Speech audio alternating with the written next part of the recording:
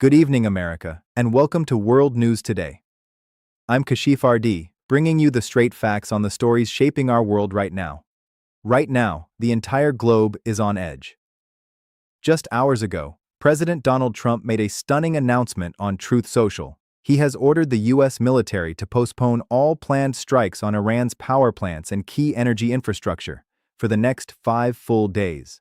This comes after he issued a tough 48-hour ultimatum over the weekend: reopen the Strait of Hormuz completely to international shipping, or face massive retaliation targeting Iran's energy grid.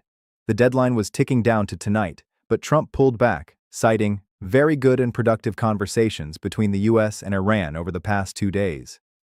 He even mentioned 15 major points of agreement already on the table, with his son-in-law Jared Kushner and envoy Steve Witkoff leading the secret talks. Trump wrote that these discussions could lead to a complete and total resolution of the hostilities in the Middle East, and he's giving it 5 days to play out. Markets reacted instantly.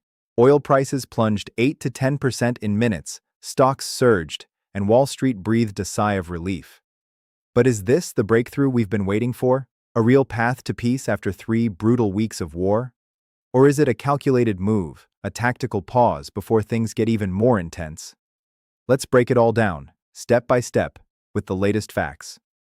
This conflict erupted on February 28th, when U.S. and Israeli forces launched devastating strikes that killed Iran's supreme leader Ali Khamenei and crippled key military and nuclear sites. Iran retaliated hard: missile barrages on Israel, attacks on U.S. bases in the Gulf, and, most critically, they effectively shut down the Strait of Hormuz. That narrow waterway handles about 20% of the world's daily oil supply and a huge chunk of liquefied natural gas. Iran's actions sent crude prices spiking above $109 a barrel at one point. Here in the United States, gas prices jumped past $5 a gallon in several states, hitting families hard at the pump and driving up everything from groceries to airline tickets.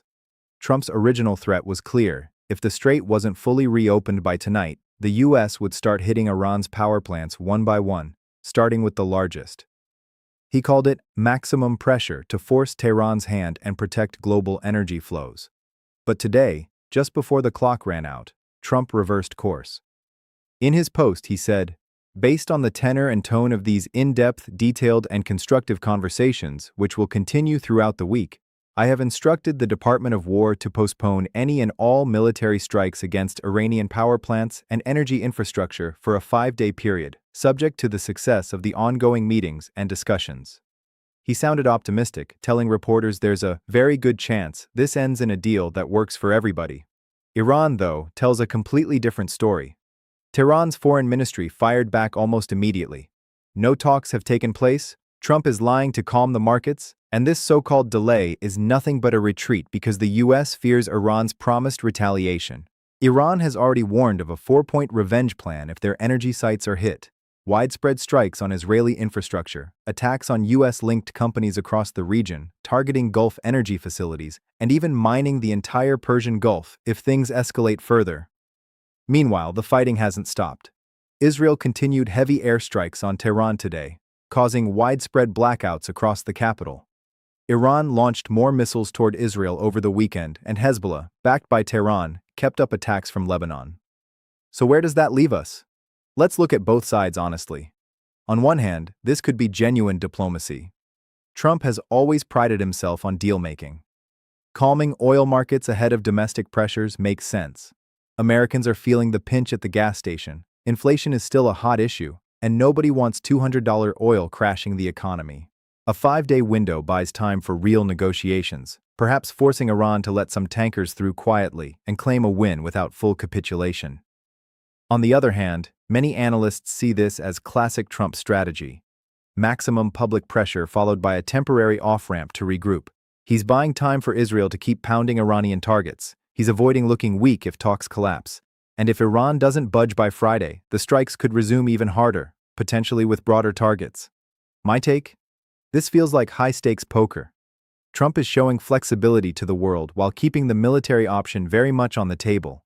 Iran is defiant publicly, but hurting from the losses: blackouts in Tehran, dead commanders, damaged facilities.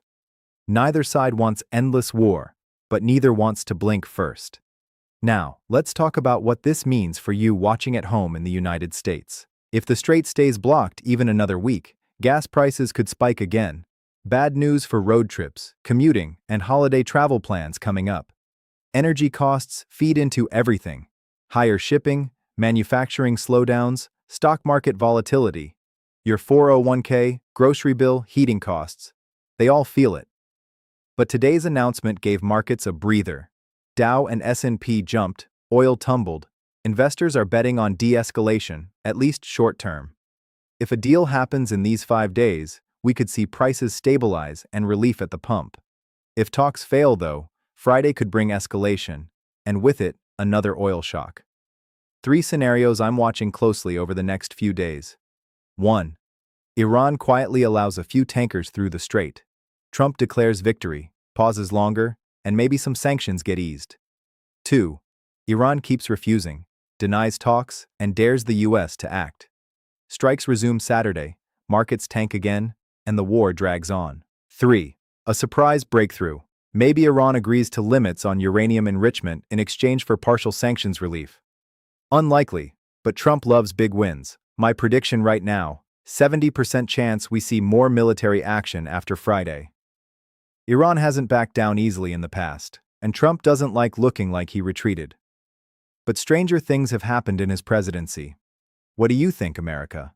Is this peace on the horizon, or just a smart trap? Drop in the comments right now. Type peace or trap. I read everyone, and we'll discuss the top responses in tomorrow's update. If you're just joining us or new to the channel, thank you for watching. We cover the biggest global stories every day with no spin, just the facts and real analysis that matters to you.